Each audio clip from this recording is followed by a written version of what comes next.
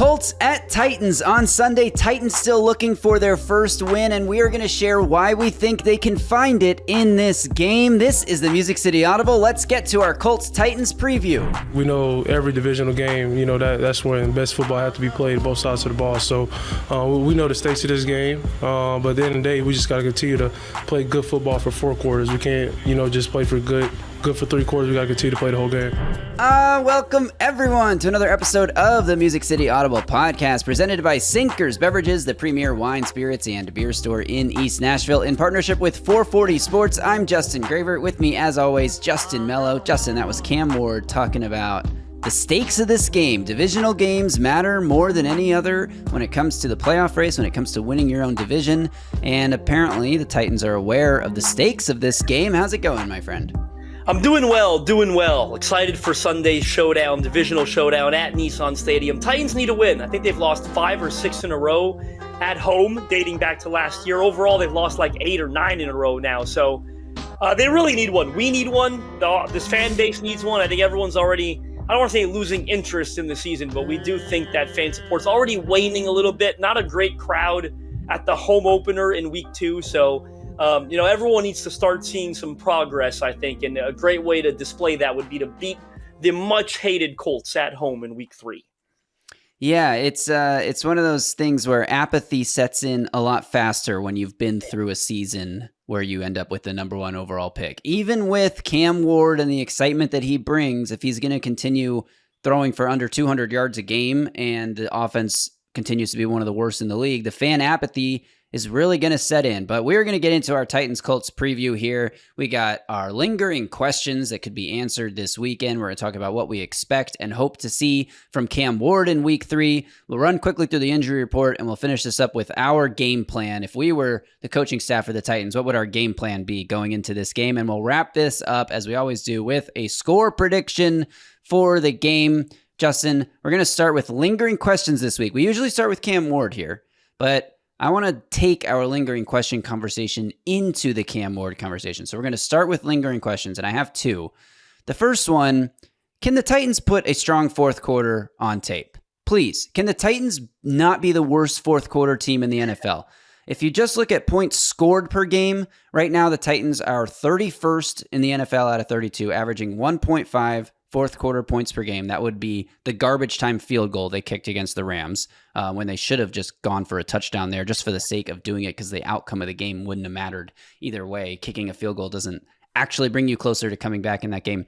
But the Titans' fourth quarter struggles have, this is a continuation of last season when they were, I believe, 29th in the NFL in fourth quarter scoring. So they got to be better in the fourth quarter. They got to be better in second halves in general. And I want to address my whole take on the second half adjustments thing, because I know you shared the clip of Peyton Manning talking about it on the Manning cast on Monday night about how second half adjustments are a myth, a misunderstanding, blown out of proportion.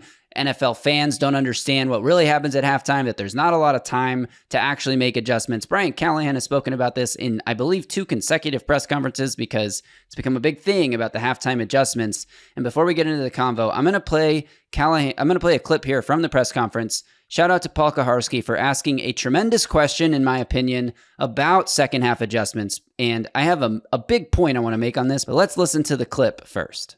I understand what you're saying about the potential for massive adjustments in that time period being overblown.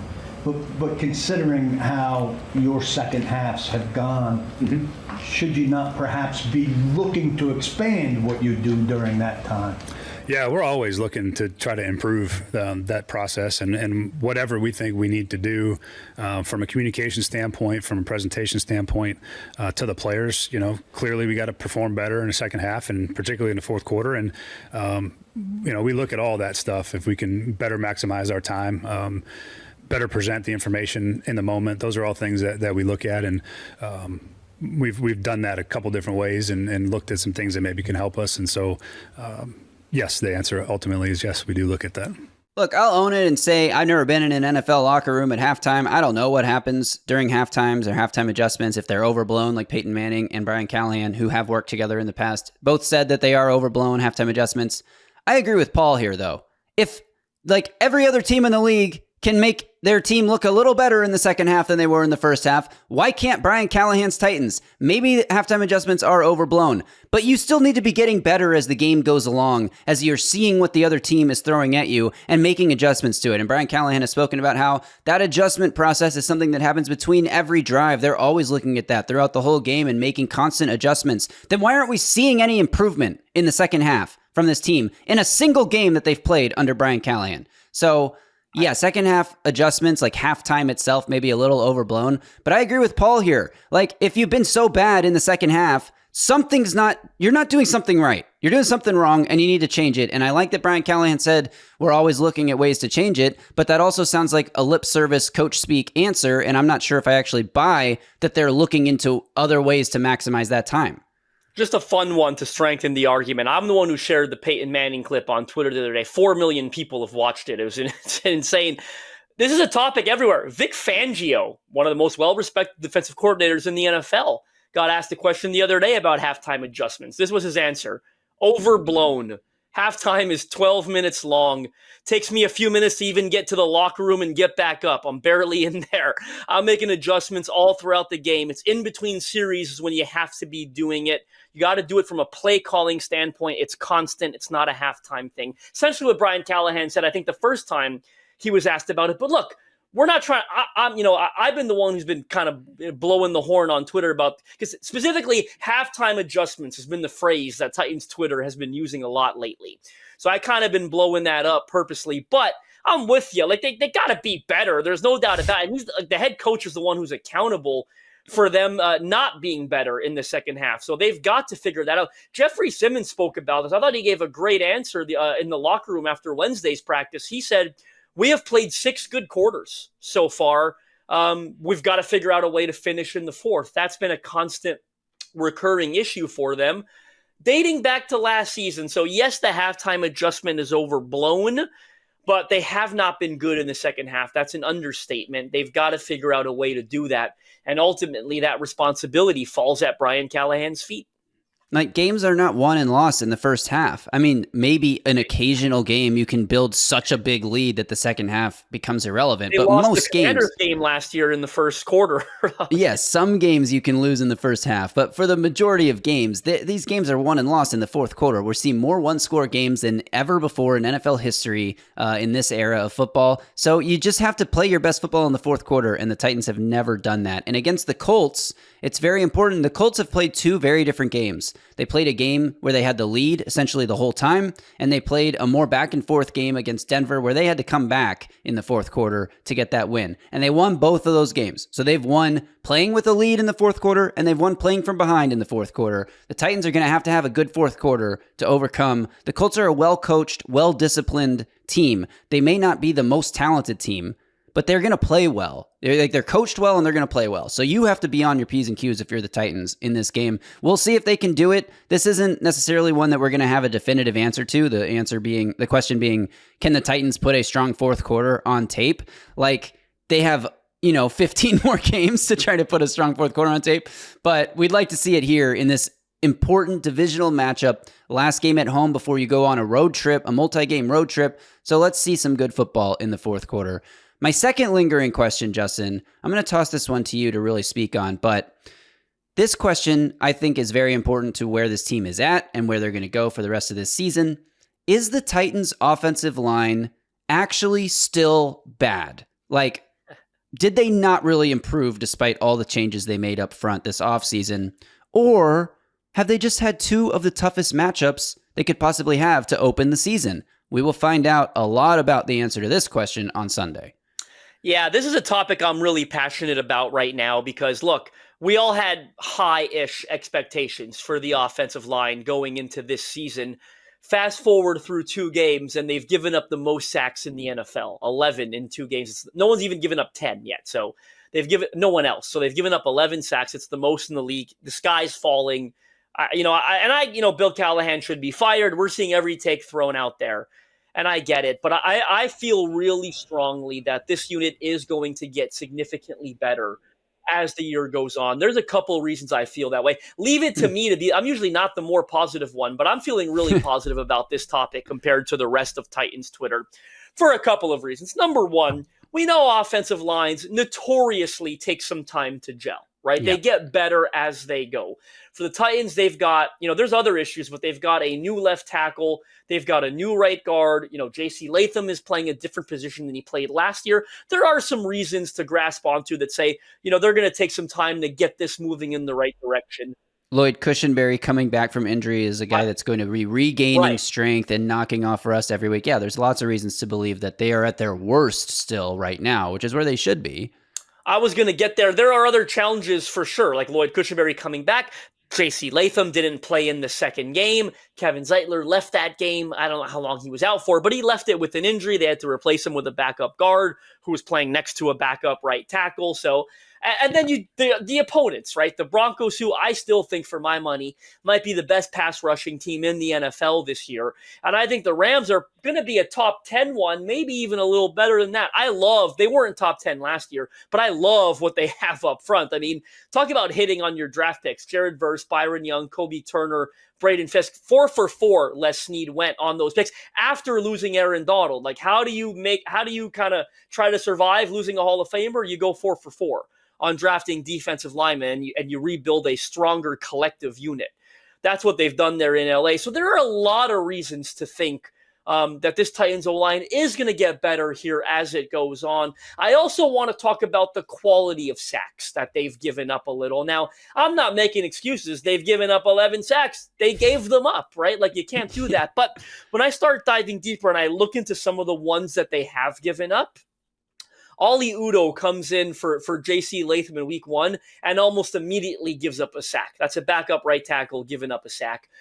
In week 2, the first sack they gave up was John Njoku, who got whipped really quickly on that rep. So backup right tackles responsible for 2 sacks. I look at that Denver game right before Oli Udoh replaced J.C. Latham.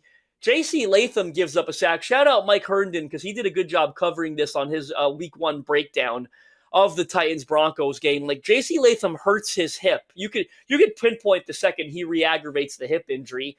He gives up a sack on essentially the next rep, where, as Mike pointed out, I'm not even sure the injury is why he gave it up. It looked like he just wasn't ready for the snap. Like, there was a cadence issue there. But he's dealing with 2 things there, right? I mean, well, you can blame 2 things. He's not dealing with 2. He's dealing with the injury, but then there's a cadence issue. So Lloyd Cushenberry has given up like 1 or 2 of them. Coming back from the Achilles is definitely a thing. I think you can maybe put 1 or 2 of them on Cam Ward. I don't know what Pro Football Focus has blamed him for, but you can definitely put 1 or 2 of them on him. So out of the 3 sacks the tackles have given up, 2 of them have been backup right tackles, and the other one has been like a cadence communication issue. Yes, Dan Moore has given up 1 or 2, I think 2, and that was just his fault. He got beat on those reps. But you can see how I'm, explaining some of these sacks away. I'm going to keep talking because I'm so passionate about this situation. I've been understanding about it, okay? We're about to reach the point in the calendar where I get a little less understanding. You've got a couple weeks to play together. It's still early, but you've had a couple weeks to play together.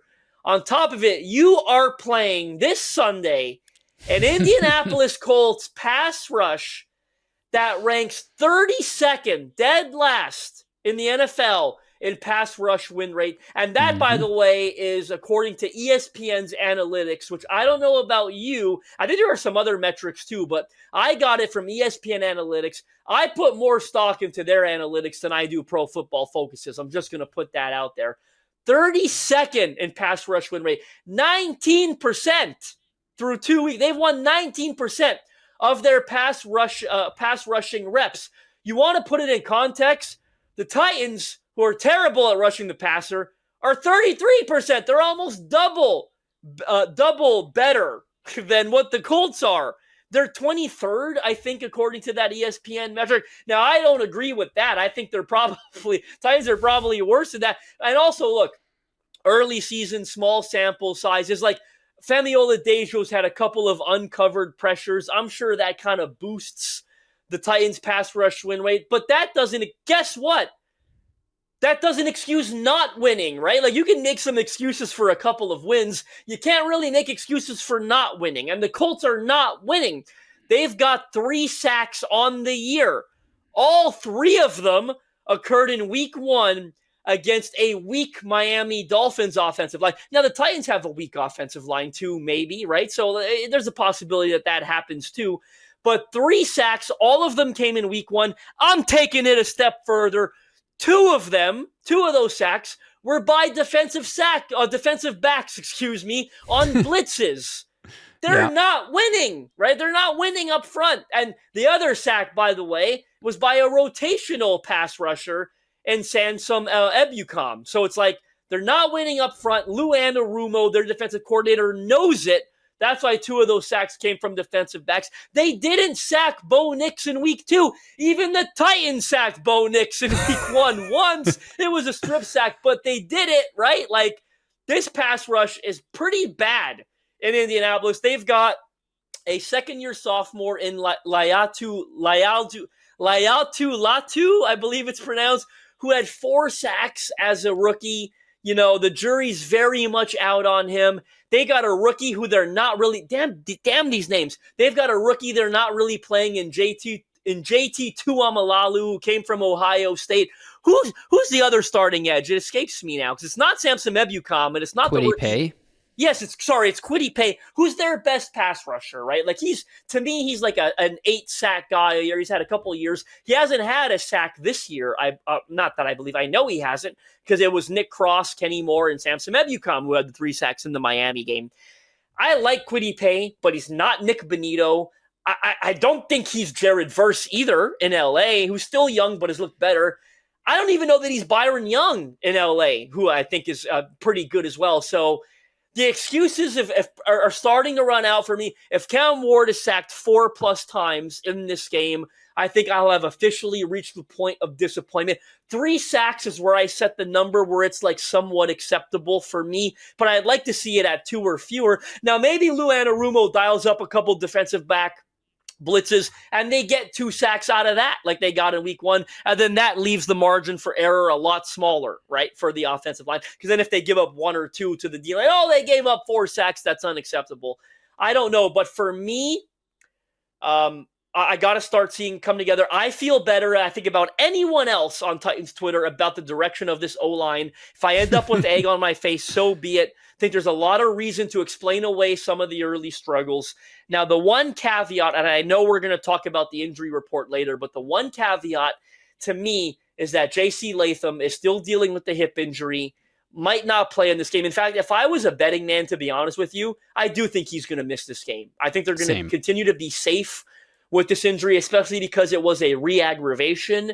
And as little as I think of the Colts pass rushing situation, I think even less of the backup right tackles that Titans have available to them. So I wrote this for Music City Miracles this morning. I wrote about this whole situation, and I wish J.C. Latham would so badly play in this game, not for the obvious reason that they need J.C. Latham, he's one of their best players, but because I just want to get an answer to this question, and I don't want them to whip the Titans right tackle and get a couple sacks, and we're all saying the same thing over these last 2 weeks. Like, I just want an answer to this offensive line question. The only way to get it is for them to be healthy and to play together.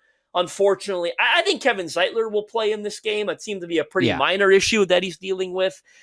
But I don't think J.C. Latham's going to play. I think it'll be John Njoku probably for a second straight week. I think they'll give him a chance. He talked about correcting the communication issues, just feeling better, I think, playing with more confidence. I said confidence was the reason that he had a false start early. Hopefully another week under his belt, maybe gets him going in the right direction. But I'm out of breath, so I'm turning it to you.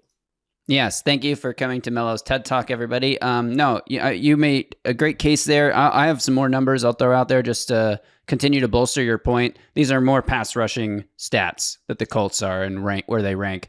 Overall pressure rate, Colts ranked 30th with 15.9%. Sack rate, Colts ranked 26th, 4.3%. Blitz rate, this one's just interesting, 18th in the NFL. So Titans will see some blitzes, but not a ton of blitzes.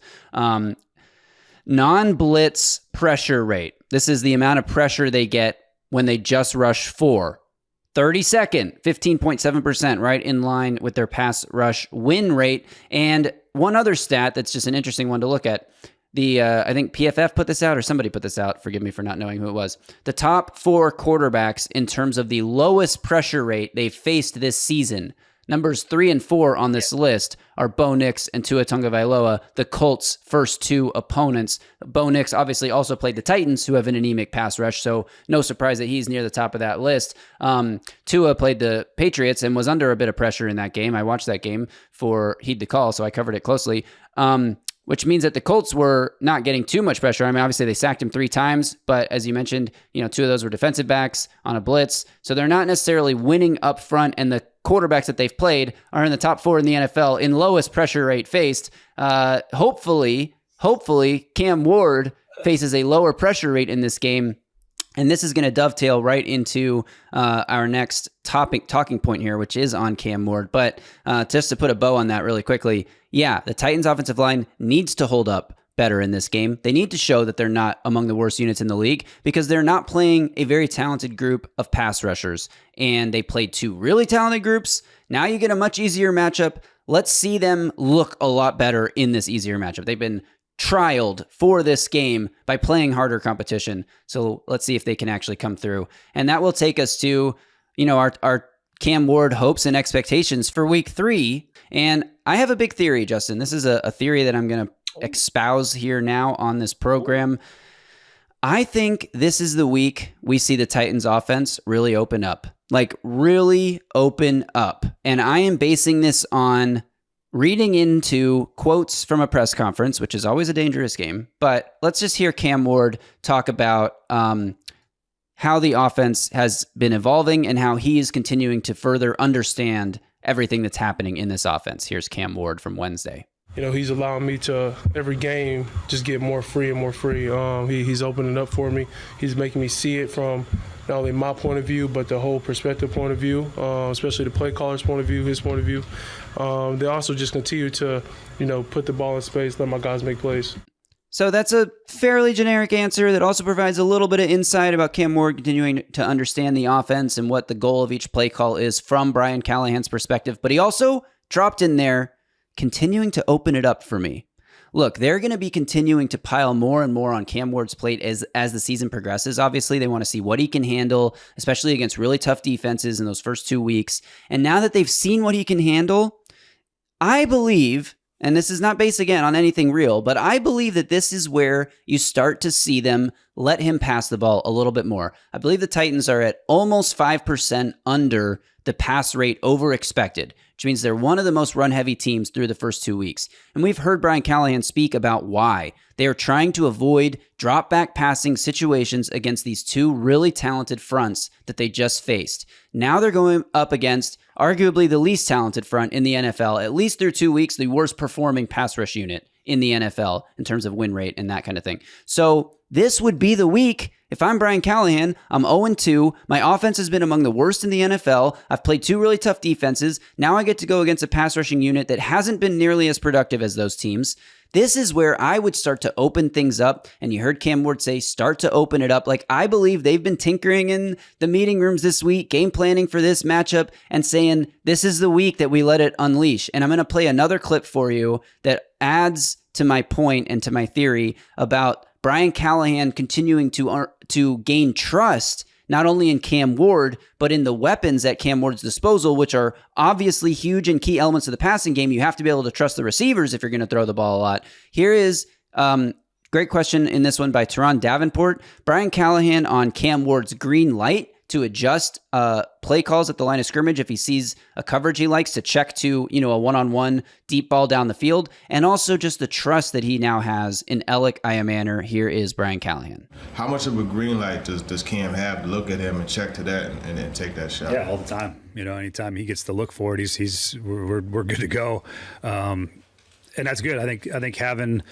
relatively unknown player to start out, now starting to make a bit of a name for himself as a good receiver thus far as in his first 2 games out. And it's got to keep coming. He hasn't arrived yet by any stretch, but having 2 good outside receivers that both have some speed and have some different things we can use from a skill set perspective is great. And I'm really excited to see the rest of those guys keep coming too. The trust that he has earned or gained, I guess, in Alec Iamaner to be the X receiver. He had another answer. I didn't pull the clip of it because it's kind of long, about how Alec has been that X that they hoped and envisioned he could be, that we talked all offseason about how he can be. The fact that Alec Iamaner has gone out and played well in his opportunities earns trust from the coaching staff to give him more opportunities and to give him and Cam more opportunities in the passing game in general. So I think and I hope that in this game we will see a more opened up, aggressive passing attack. That doesn't necessarily mean aggressive in terms of taking shots downfield all the time, but aggressive in terms of early down pass rate, letting Cam run this offense with his arm. I just think we're going to see more of it. Like, Callahan was careful there to couch his statement by saying he's got to keep doing it. He hasn't arrived yet by any stretch. But you can tell, at least I can tell from Callahan's answer there, how excited he is that Alec Iamaner is sort of living up to or even exceeding the expectations they had for him coming into the season. Yeah, I agree. And this would be the week to do it. I think the Colts have a middle of the pack secondary. I don't think they're talent. I think Charvarius Ward's a very good corner. I think Kenny Moore is a pretty good nickel corner.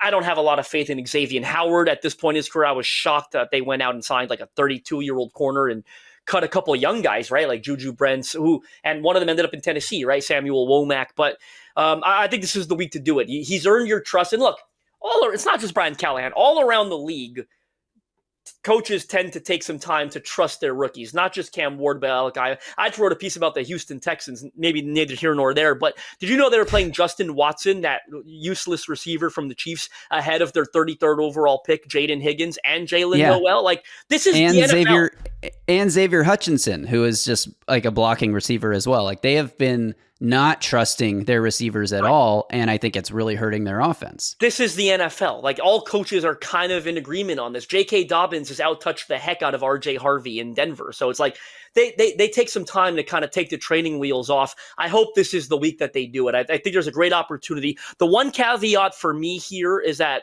maybe I'm not as confident as you are that they will, even I want to see it.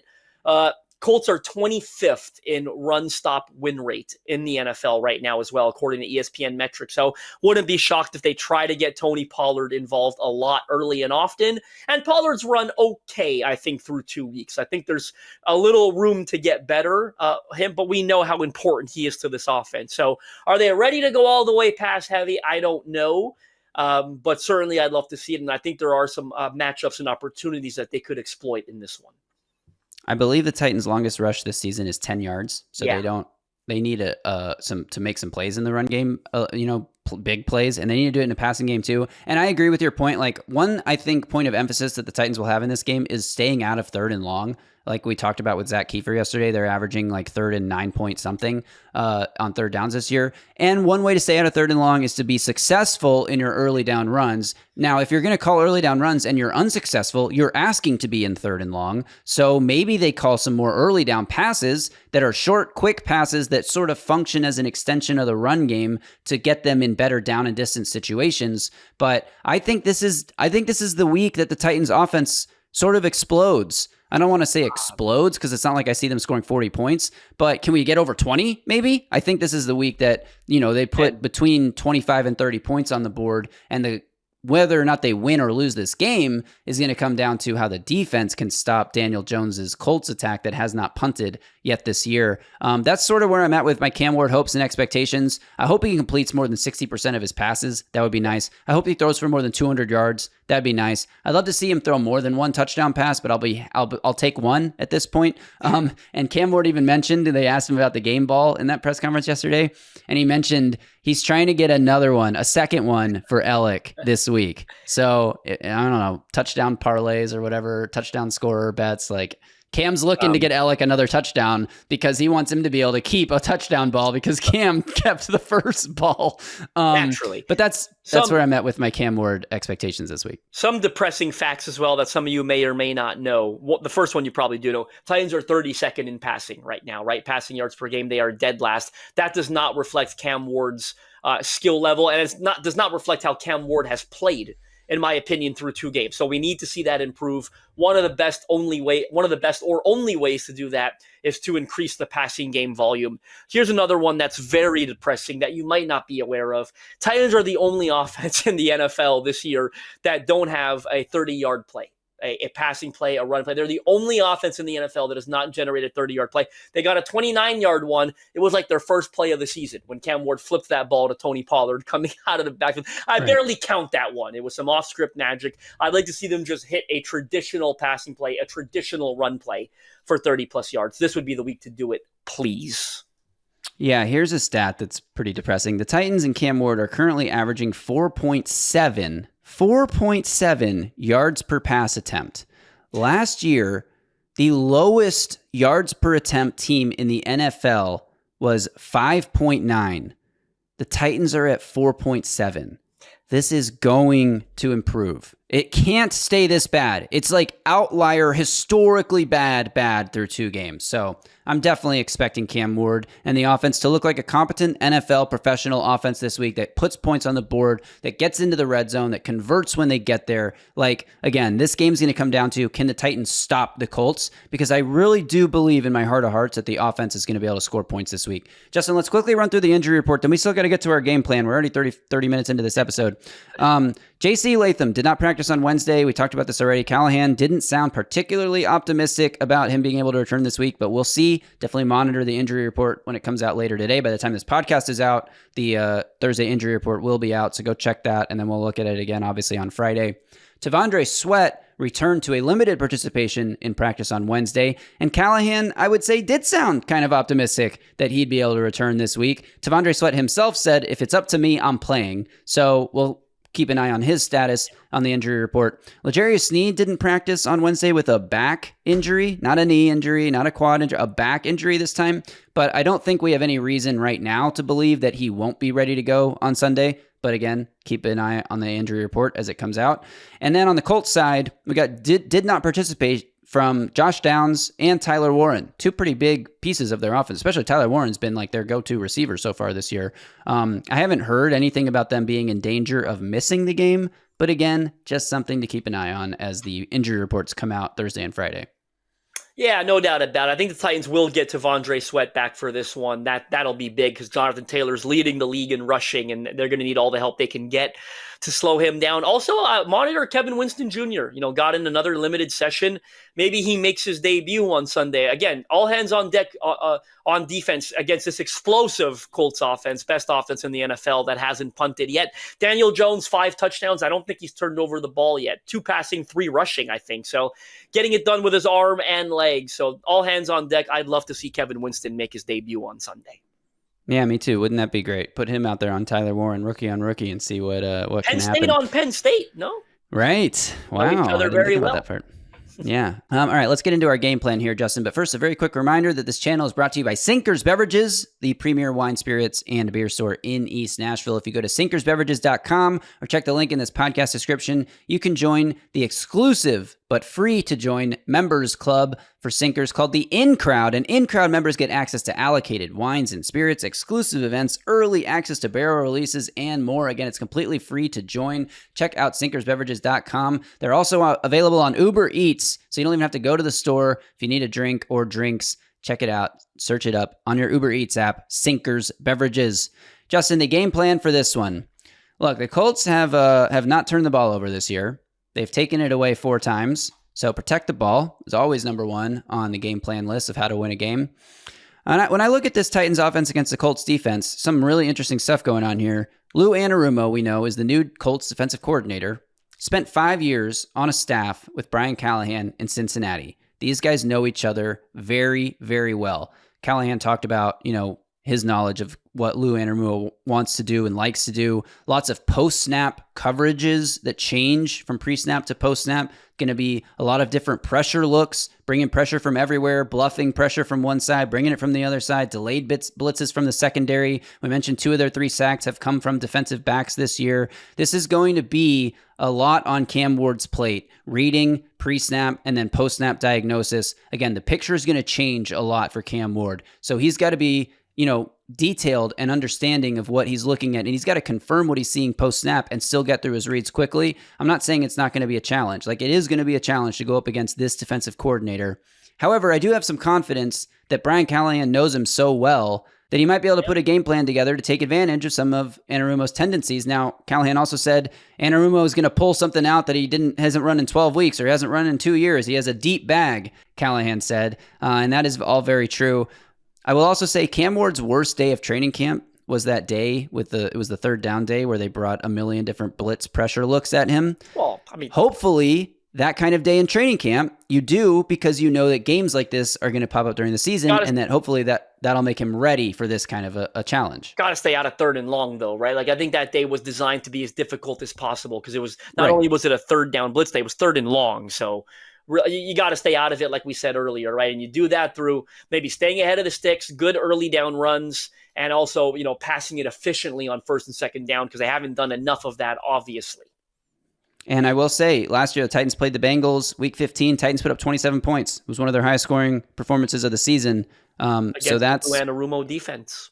Against Lou Anarumo's Bengals defense. So a little bit of encouragement from that. And on offense, like you said, you got to stay ahead of the sticks. Got to be able to run the ball efficiently, not necessarily a lot, but just efficiently.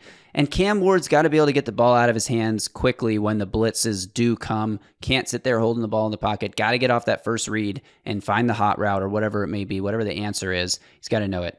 On defense, it's pretty simple for me on defense. Now, we mentioned the Colts haven't punted. They did turn it over on downs against Denver. 4th and 1 from midfield. Tried to hand it off to Tyler Warren, who got stuffed in the backfield. Very interesting usage for the rookie tight end there in Indianapolis.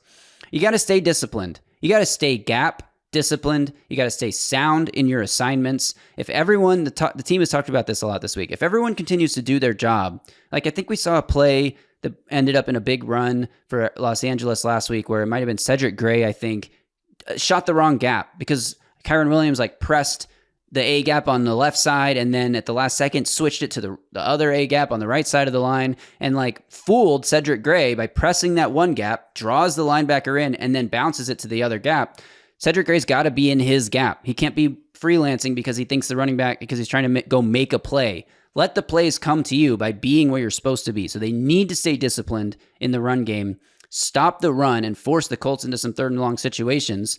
Force a punt. Let's see if the first punt of the season for Indianapolis in this game. But most of all, and I know this is reductive and maybe a little, I don't know, make Daniel Jones beat you. I know he's played well so far, but he's also missed throws. He's executing the offense that he's being asked to run at a high level.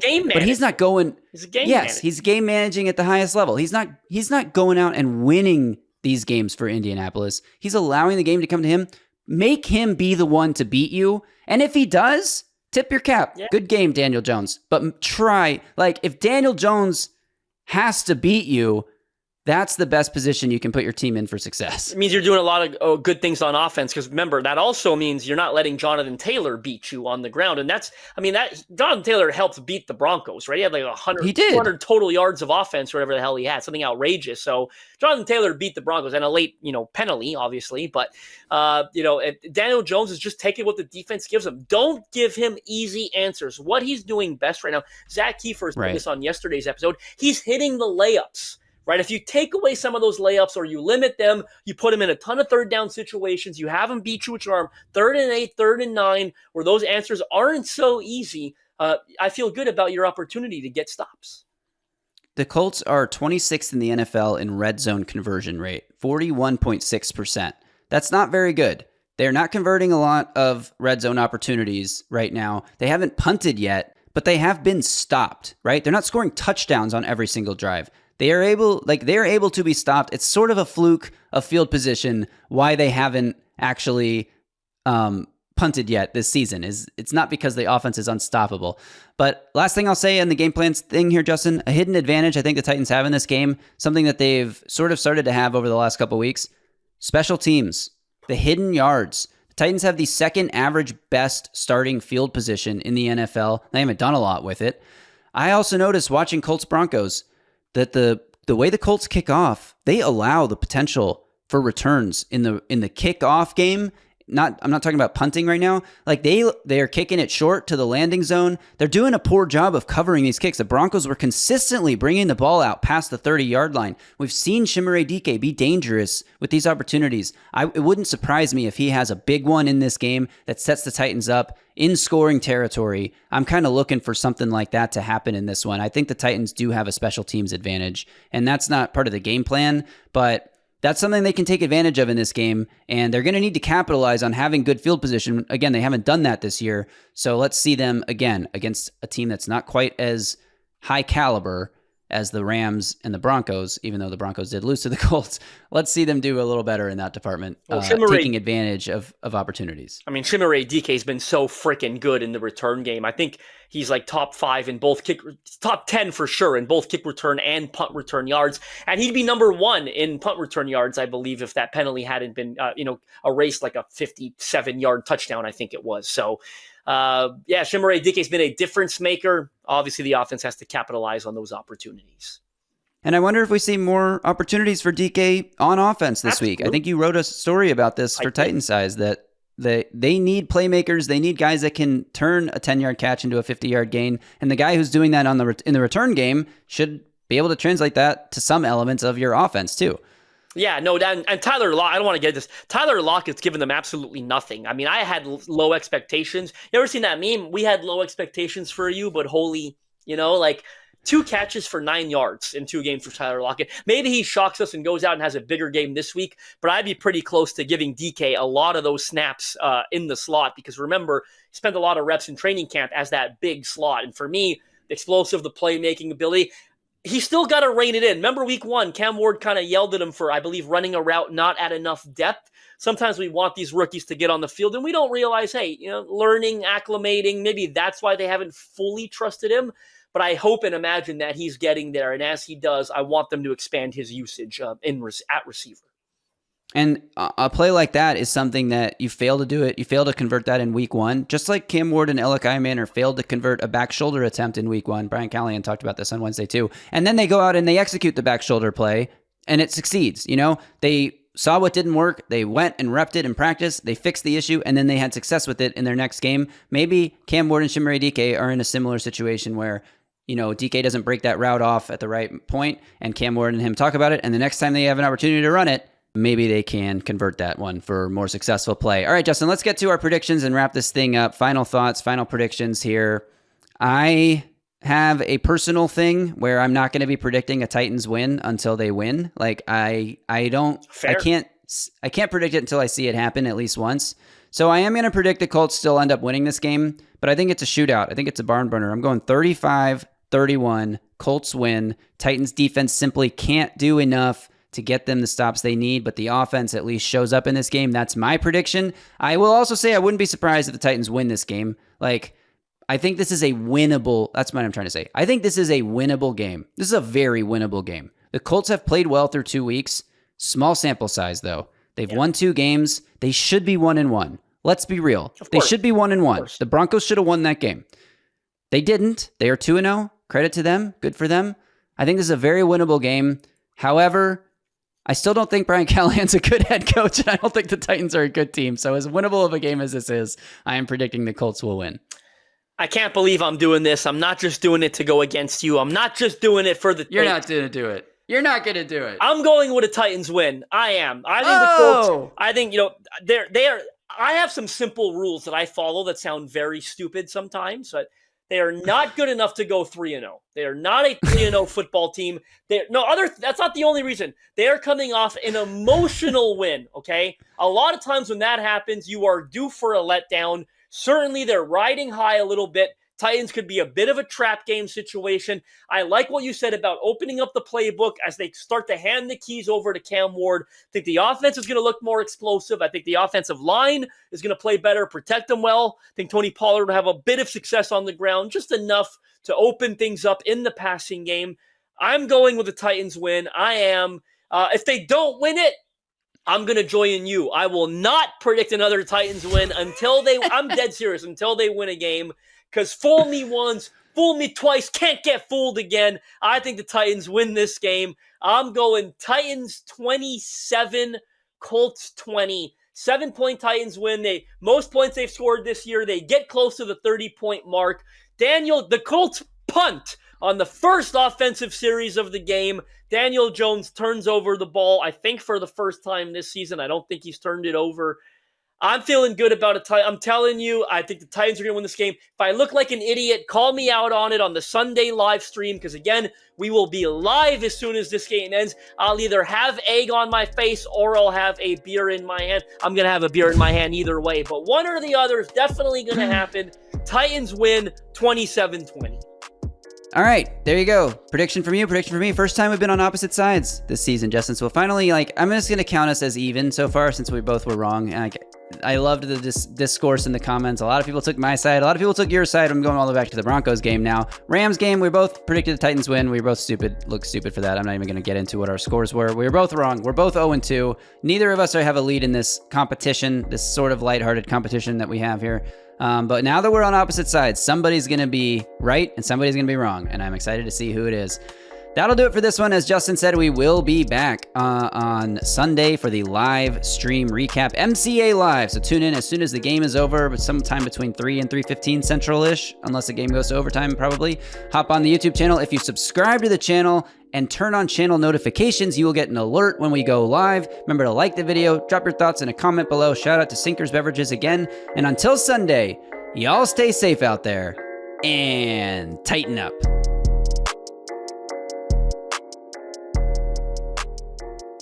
A Broadway sports media production.